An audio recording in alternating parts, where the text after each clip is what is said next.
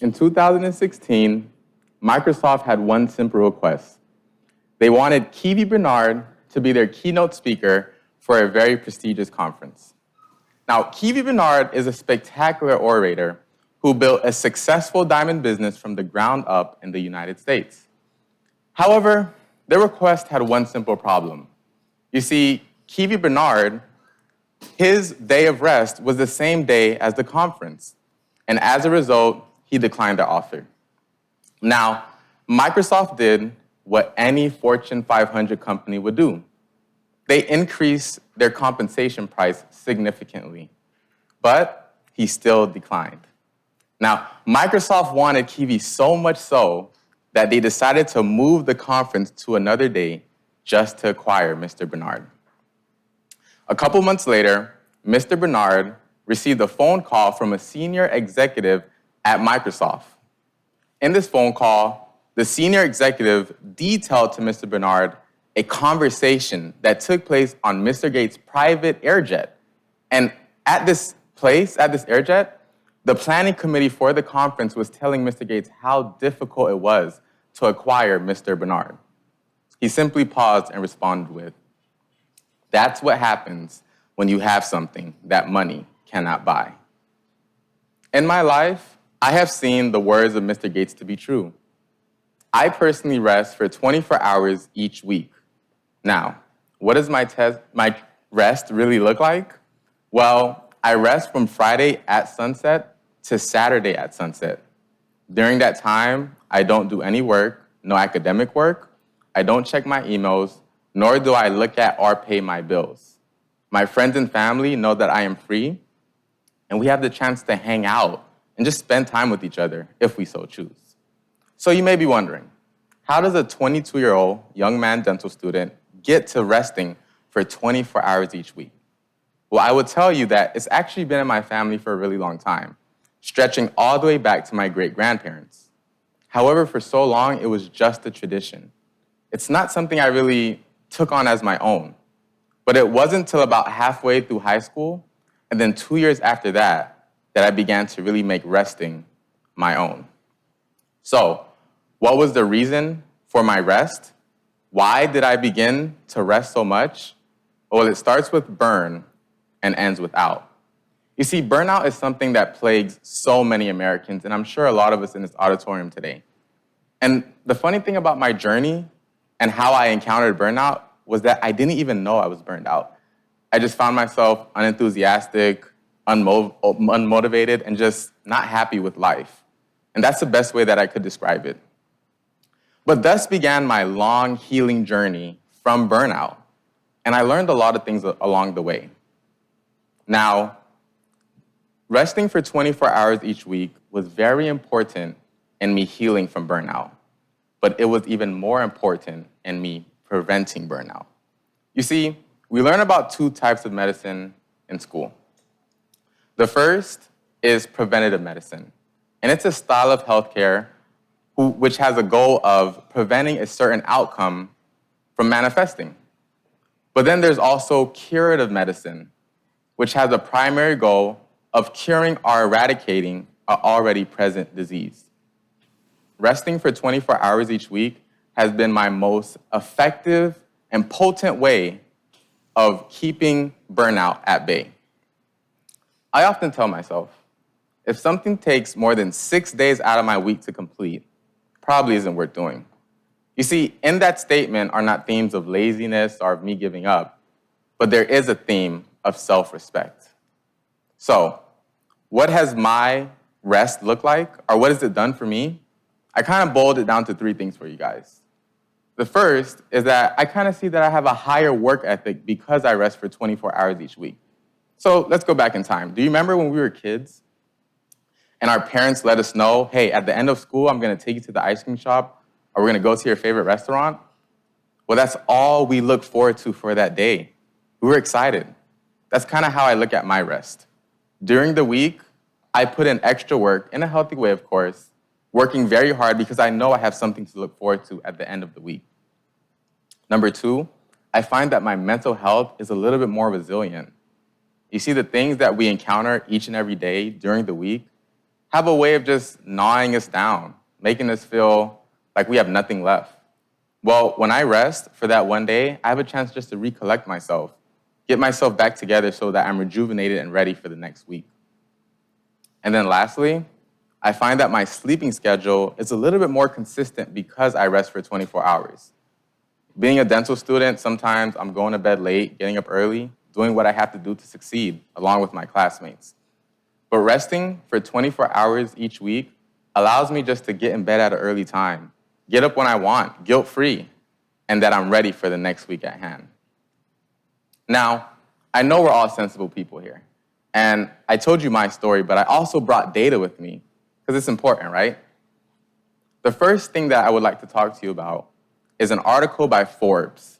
And in this article, the author was trying to communicate why resting is so important and how to unpack and unwind from such a busy and robust world. Well, they brought up something very interesting to me, and that's our sympathetic nervous system.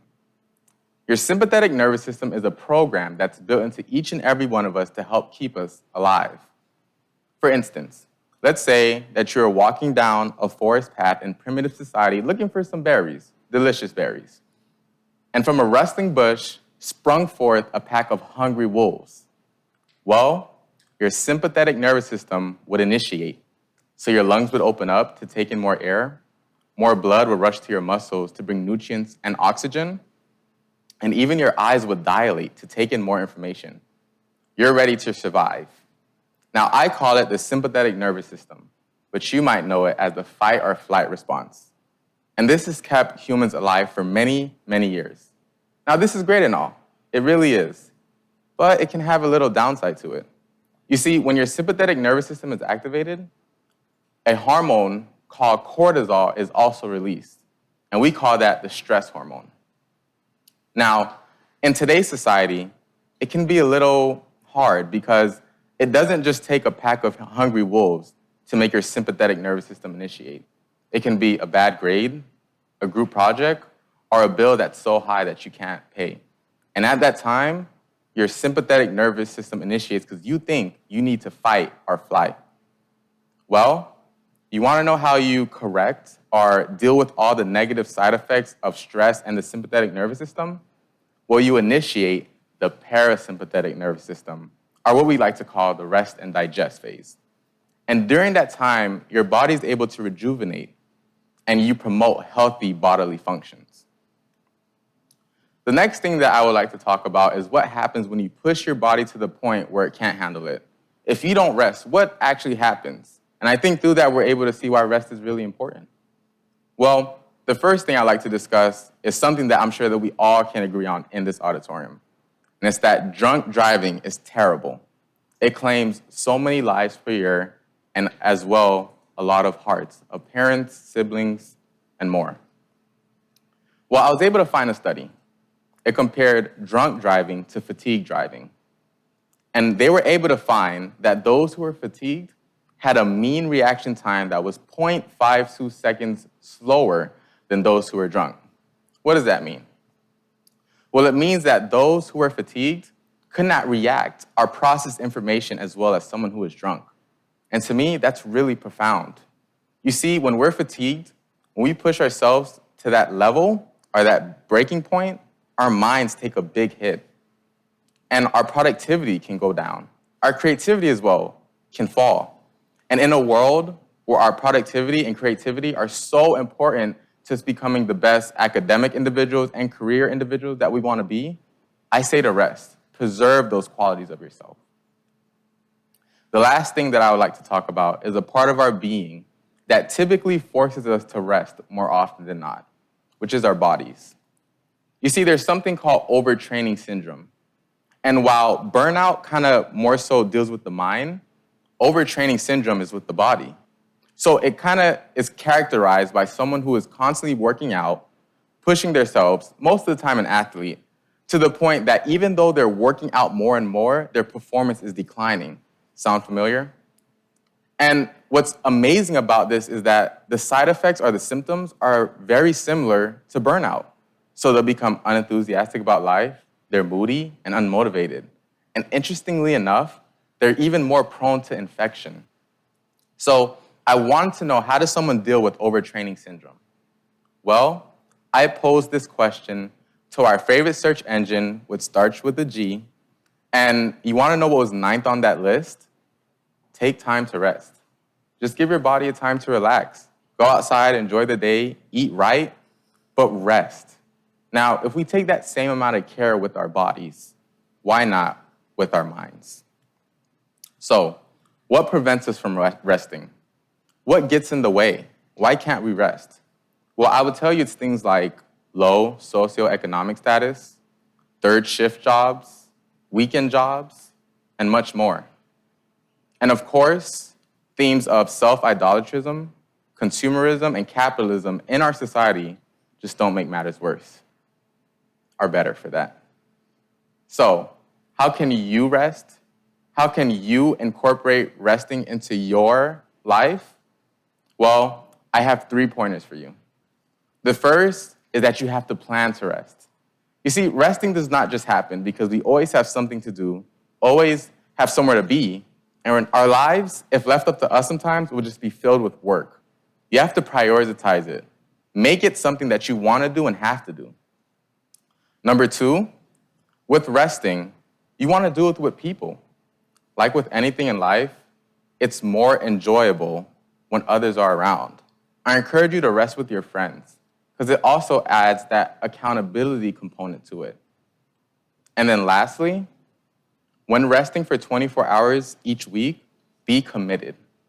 There are going to be things that come along the way that will kind of challenge you, that will want to make you compromise on your commitment. And I encourage you not to. I say that we all should be like Keith Bernard. No matter the obstacle or the request, we stick to our rest. Benjamin Franklin once said, "He that can rest is greater than he that can take cities." Resting for 24 hours each week won't make you a religious guru, but it can make you a happy and healthy guru. Thank you.